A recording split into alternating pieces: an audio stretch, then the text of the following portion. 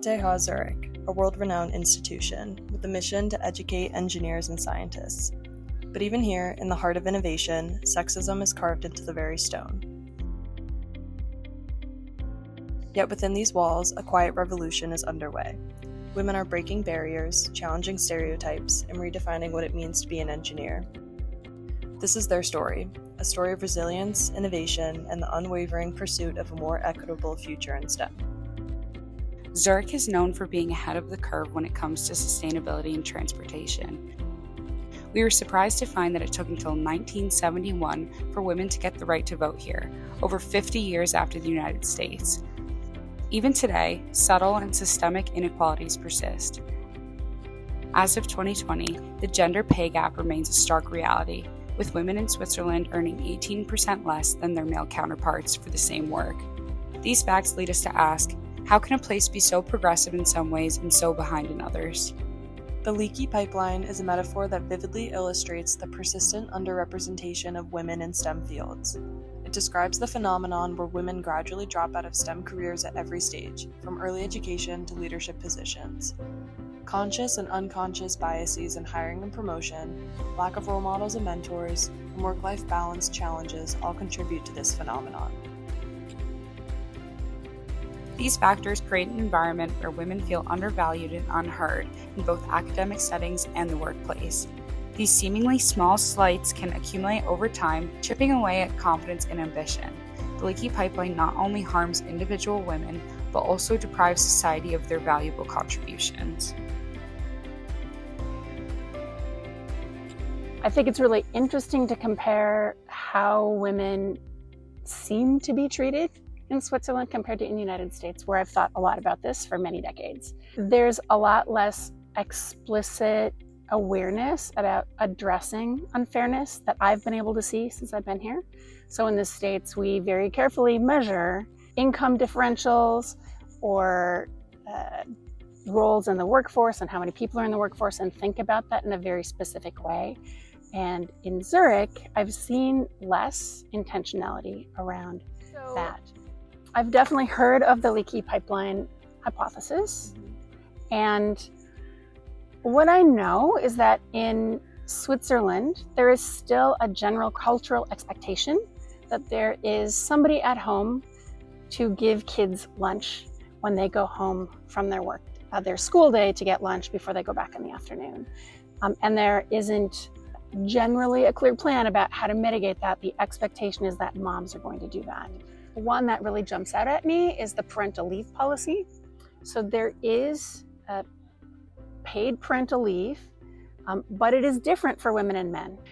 That gives a different sense of how engaged are people in their work, how much permission do people get to have to take care of their kids when they have somebody new in the family, who is expected to be the main caregiver in a family. Jana offers an American perspective on the cultural landscape that women in Zurich navigate. But how do these factors translate into real-life experiences for those pursuing careers in STEM?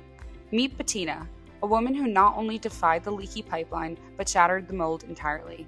She left a successful career in radio to found a company that aims to promote biodiversity in Zurich. I was not against being in the management of TV radio. It was a pro something. I wanted to put my hopefully positive impact for a better future for our society, and also, with my business partner, because we met together at the project, the last I did, at the TV station, and we were supporting each other through all the time. So that was very beautiful. But I think founding a company on your own is quite tough. But when you find somebody who's really your sparring partner, who's really, different than you are, so challenging you together, but always. And we're very different characters, but we always have the same Northern Star. I think it helps a lot if you have your own company. Of course, you have the same troubles. Of course, you're dependent too. You're not independent. You depend on moods of your customers. You depend on geopolitical things, maybe more than if you were, just employee. But I do think it's a beautiful thing. It's your own thing. It's a different thing. I wouldn't say there's a difference, but maybe I just don't see it because you're used to a system and you don't realize that you're blind within the system. So maybe that's a fact. I wouldn't know. And I was a young, pretty woman, and the elder white man couldn't imagine that it could be a brain in your head which could be used. These women are paving the way for a more inclusive future in STEM. We wanted to know what words of wisdom they have for young women who dream of following in their footsteps. I would say, that's awesome, go for it. Sometimes you'll have folks that you can work with in the room. Sometimes you'll be on your own, and that's going to be hard and it's going to suck, and go home and debrief that with your friends. And how you navigate that is the right way for you to navigate that. There is no one right way to do that. And whatever you take with you, whatever you get out of that study and that career, or that beginning of a career, is going to be valuable to you no matter what you do throughout all of your life. Don't lose your womanship. Does that word exist? Don't lose being a woman, because men exist and biology invented both, male and female, because it's both needed. Just don't try to become a man. Stay a woman. You can be everything as a woman, but still use your brain, laugh about yourself, laugh about things which do not happen perfectly.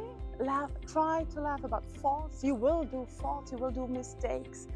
Be nice to yourself, love yourself, embrace it. I mean, this is what everybody says, but it's true. Don't lose your heart. Never ever lose your heart. The women of Zürich are a testament to the power of resilience and the unwavering pursuit of change. Their story is a challenge to us all, to break down barriers, to question outdated norms, and to build a world where everyone has the chance to innovate, to create, and to thrive.